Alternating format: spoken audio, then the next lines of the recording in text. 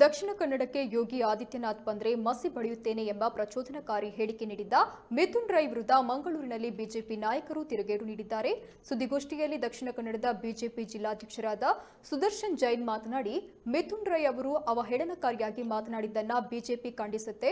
ಅವರ ಹೇಳಿಕೆಯಿಂದ ಮಿಥುನ್ ರೈ ಅವರ ಯೋಗ್ಯತೆ ಮತ್ತು ಕಾಂಗ್ರೆಸ್ನ ನಿಜ ಬಣ್ಣ ಇವತ್ತು ಬಯಲಾಗಿದೆ. ನೀವು ದಕ್ಷಿಣ ಕನ್ನಡ ಜಿಲ್ಲೆಯನ್ನ ಖರೀದಿ ಮಾಡಿದ್ದೀರಾ? ದಕ್ಷಿಣ ಕನ್ನಡ ಜಿಲ್ಲೆ ನಿಮ್ಮೊಬ್ಬರ ಸ್ವತ್ತಲ್ಲ ಅಂತ ಆಕ್ರೋಶ ಹೊರಹಾಕಿದ್ದಾರೆ.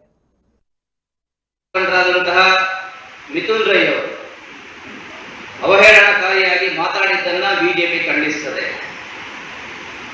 ಅವರ ಹೇಳಿಕೆಯಿಂದ ಮಿಥುನ್ ರೈ ಅವರ ಯೋಗ್ಯತೆ ಮತ್ತು ಕಾಂಗ್ರೆಸ್ನ ನಿಜ ಬಣ್ಣ ಇವತ್ತು ಬಯಲಾಗ್ತಾ ಇದೆ.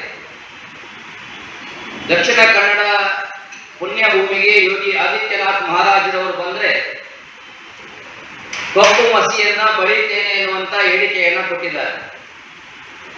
ನಾನು ಈ ಸಂದರ್ಭದಲ್ಲಿ ಮಿಥುನ್ ರೈ ಅವರನ್ನ ಪ್ರಶ್ನೆ ಮಾಡ್ತಾನೆ, ದಕ್ಷಿಣ ಕನ್ನಡ ಜಿಲ್ಲೆಯನ್ನ ನೀವೇನಾದ್ರೂ ಖರೀದಿ ಮಾಡಿದ್ದೀರಾ ಎನ್ನುವಂತ ಪ್ರಶ್ನೆಯನ್ನ ಈ ಸಂದರ್ಭದಲ್ಲಿ ಕೇಳಲಿಕ್ಕೆ ಇಚ್ಛೆ ಪಡ್ತಾ ಇದ್ದೇನೆ.